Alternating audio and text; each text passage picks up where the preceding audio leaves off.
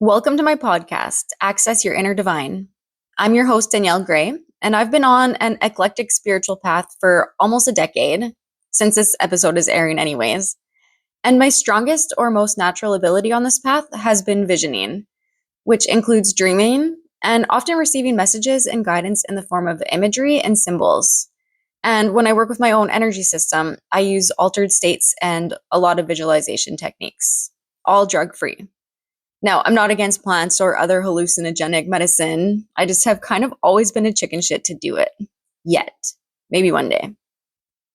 Anyways, as I learned how insanely weird and unusual the visions and symbols could be that came up for me, I had a really deep yearning to interpret and fully understand them. I wanted to know the meanings and how I could, and if I could, apply them to my life. But before that, I had to learn to decipher if those dreams or visions were actually worth interpreting.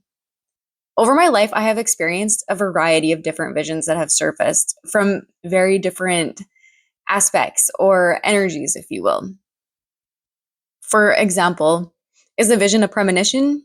Is it coming from my subconscious to help me grow? Or is it a subconscious junk from random things my brain has picked up over the last few days?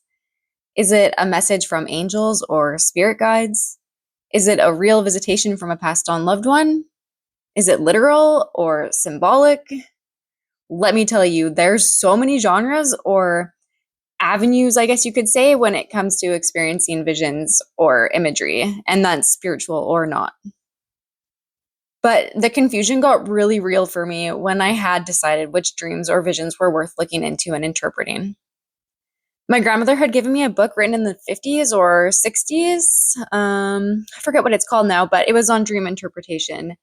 But it was very limited, and most of the interpretations were negative and would warn me of impending doom.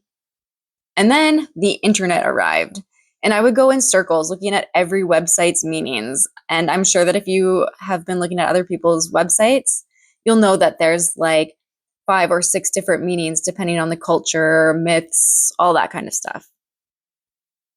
But the worst part was whenever I tried to interpret dreams by looking up other people's interpretations, I would not only leave more confused than when I started off with, I would honestly leave paranoid and afraid that like me or someone I loved was going to die, I was going to be robbed, or I was going to be betrayed by my lover. Like, it was just crazy. And if you're here listening to or reading this, I'm sure that you understand my pain. Don't worry, I'm going to try and make it easier for you so you hopefully won't have to get stuck in the confusion and spiral of endless online dream dictionary searches. Because I stopped recording my dreams and I stopped trying to interpret and find meaning for them because it was just so confusing and I felt more lost and afraid than when I had started. But then certain important ones would start recurring, or I would go through a period of dream drought. And most of the time, neither is fun, right? The dreams are fun. They're exciting. It's an experience that you want to have. But it wasn't until I had a period where I decided I was going to try my hand at developing my mediumship abilities. And so as I devoured like all the books, the videos, I went to in-person and online circles, that was when I began to understand that the symbology and imagery that we receive in our inner vision or third eye when departed loved ones would communicate could be used to apply to my dreams and also my own mystical spiritual visions I experienced during meditations and my self-healing energy work. What I learned was that the dreams, visions, and imagery we receive or observe comes from our own subconscious database of experiences. And when we go through any experiences, our subconscious mind, which is the storehouse of memories, keeps everything, and that includes visuals, sounds, and feelings. And because of the way you view or viewed those experiences, you end up, whether you realize it or not, creating an association to those visuals, sounds, feelings, etc. Those visuals, sounds, feelings, and any other element of those past experiences become symbolic because that is the language your subconscious speaks. Symbols and metaphors that are relevant to you is its main language, from my own experience. But how do you decide if a dream or a spiritual vision and its symbols are even worth taking the time to look into and decipher? Because I don't want you to waste your time on this, right? So I want you to look at the elements in the dream. If they include objects, people, phrases, situations, topics, or anything that has been experienced in your waking life in the last little while, I'd say like within the last 2 to 4 weeks, and you haven't asked for any guidance on those elements, I'd say that the dream or vision is just subconscious junk that has been rattling around in the background of your brain. And it's just popping up because it's just there. It's still fresh in your conscious mind and is only at the very surface level of your subconscious. Usually, these dreams or visions are not very vivid and they're more so vague or dull. Unless, of course, you're dreaming of like a horror movie that you just watched. Those ones aren't vivid, but those ones are also not really worth exploring. So, the ones that I never take the time to even record or write down are the ones that have been picked up by, situations and experiences that I've just had. The only time that I do that, like actually write down or try to re-explore those dreams, is when I'm going through like a lull when it comes to dreaming or having visions, because it helps to kind of reawake my inner vision. Otherwise, I won't waste my time trying to gather details or interpret those dreams. By the way, if you are looking to learn more about reawakening your inner visioning abilities, if you feel like you've lost them, I do have another podcast episode on this channel titled I Can't See Images in My Dreams or Meditations. Help. 4 easy exercises. They are easy enough to do, and they've helped me through inner vision and dream droughts. Moving on. The dreams and visions I do, however, take my time to go back into and interpret are the ones that are vivid and feel more clear than subconscious junk dreams and visions. The elements feel more real than waking life, or there's an aspect of myself that feels like I'm really there and I'm not just a passive observer like in a vague or a dull dream. The ones that are recurring or feel like there's a pattern happening are also ones that I will try and interpret. So, for an example, in a set of recurring dreams I had, bears were stalking me, chasing me, hunting me, and everybody else in the dream is laughing at me and they're saying they're harmless and they're not fazed by the bears. But after a while, I put that pattern of bear dreams together with a pattern happening in my life, coinciding with my journaling sessions, which highlighted that I felt a sense of powerlessness in my waking life, and usually to do with people who were not respecting my wishes and or needs.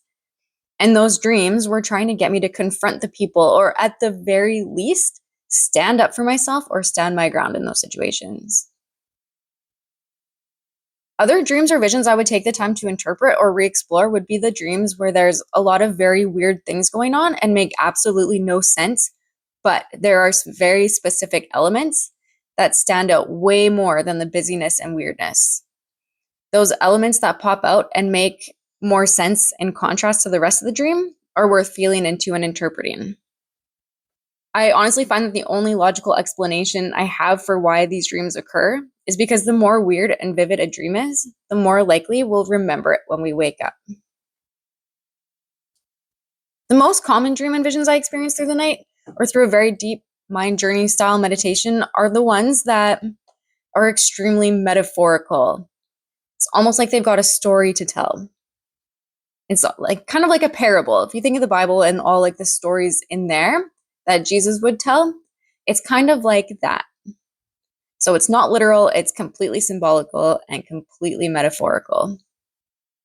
In the experience itself, you may not understand the symbolism because you're so focused on being in that experience, which is great. I would highly suggest not trying to interpret during, but afterwards, and let the vision or the dream unfold naturally without switching on your logical analytical brain, which often will switch off the inner vision or the depth that you can go with that inner vision. These ones, once you have practiced with the interpretation and understanding the story that these metaphysical dreams are showing you, usually end up being the most rewarding. They tend to be the most useful and meaningful for guidance, understanding yourself, and can be really healing. So, how do you interpret your dreams or visions? on your own without a dream dictionary. You must learn how you personally associate to the elements, the objects, people, and whatever else pops up into your dreams. What does that element mean to you specifically? What feelings arise in you? Feelings are huge in this. Were you frightened, powerless, brave, sad, filled with grief, intense happiness, playfulness, joy, irritation? What memories or past experiences pop up when you think about what you're trying to interpret when it comes to specific elements or objects? The people that show up in your dreams, what character or personality traits do they have? Are they a specific stereotype to you that maybe you need to incorporate or alternatively stop associating yourself with? How do all the elements in your dream or vision connect? What is the story or a theme that you can take away from it? As a side note, and a really important one at that, I find it best to go with my first impressions and gut feelings, because otherwise I end up running back in circles and confusing myself over and over again. So try not to overlook into something. So now I'm going to give you one of my most metaphorical dreams, full of symbolism and my interpretation of it and how it fit into my life and was meaningful to me. So I had a dream where there was an injured and dying owl, along with an injured and dying mountain lion in my house. In the dream, I knew intuitively that I needed to take these wounded animals out of my house because they would heal properly out in nature where they belong and where they could feel at home. They needed the fresh air, the sunshine, and the grounding energy of the earth. I knew that keeping them cooped up and hidden away would make them suffer and die. Instead of taking them out the front door as I would have in normal waking life, I had instinctively opened a window and carried them out that way. And I noticed that the owl had left many feathers next to the window after I had taken them out.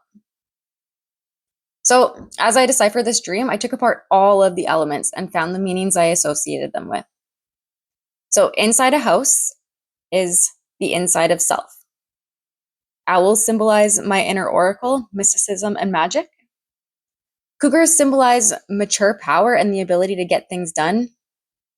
Windows opening means letting stagnation out and fresh energy in. Anything sick or dying usually means shedding and letting go. Usually with an aspect of rebirth, it depends on the situation. In this dream, I felt like it represented the wounded aspects of me that needed to be healed. The feathers left behind served as a reminder and a gift of the lessons that the wounded parts of me needed to remember so I wouldn't go back into old patterns. But when I put it all together, the story of my dream and the meaning of it and how I can apply it to my life, this is what I came up with, and this was what I wrote down in my dream journal. My inner oracle and part of myself that loved everything mystical and magical and other realm-like was barred from coming out and being expressed and passionately followed. I was letting this beautiful aspect of myself wither within me, and it was like a part of myself was dying. The same was true for my inner lioness and my ability to be structured and take action in the right places. I needed to be more accountable for the things I need to hunt and get done in order to fulfill my instincts. The reason the owl and mountain lion showed up together is because I knew that my purpose has to do with my inner oracle and all things mystical and magical, but certain circumstances have made me shut down and withdraw from that path. And when I did that, my motivation and drive and desire to fulfill a purpose also disappeared with it. I needed to take those wounded aspects of myself out of their hiding spots and pretending that they didn't exist and take them out because they were withering and dying and bring them outwards to be restored and healed in the environment I knew that would be best for them. And to me, that outward environment was through reaching back out to the spiritual energies that could help me heal and get back on track and back to my joy and purpose. It was very deep for me, and it really brought up a lot of realizations and insights. And I really want that for you as well. Because if I had just looked up dream dictionaries, it wouldn't have felt so personal and so meaningful to me. And I think the same is true for you. You know yourself best, and you would have a way better idea of your associations with the elements in the dream, and it would just make more sense to you, and it would actually be guiding and not misleading. Now, if this is your first crack at interpreting your dreams on your own, I would suggest starting slow. Get yourself a journal and write down the elements and your personal meanings to them every time you have a dream. When you do this and the symbol or element pops up again, you will know what it means. It will become part of your natural language of symbols. It's like creating your own dream dictionary. So you have to be patient. It can take time to get a rhythm and get good at interpreting and finding coherent meaning in your dreams. There's still a lot of dreams and visions I get really stumped on, and I usually need a few recurring ones to help me understand what they mean. Just be curious and have an open mind and heart. And don't obsess over trying to make meanings. If it's truly important, it will show up again in any form it needs to make itself known to you. If you are looking to go back into a past dream or spiritual vision experience, I did upload a guided meditation mind journey on my channel titled Guided Meditation Mind Journey. Go back to a past dream or spiritual vision, a dream recall exercise. And that can help you re-enter the experience if you're looking to interpret or find meaning into an impactful one. I wish you all the best of luck, and I hope that this has helped you be able to start on the track of developing your own personal dream and vision dictionary. Thank you for listening today. For more talks or guided meditative mind journeys, just check out my podcast channel, Access Your Inner Divine with Danielle Gray. And ta-ta for now.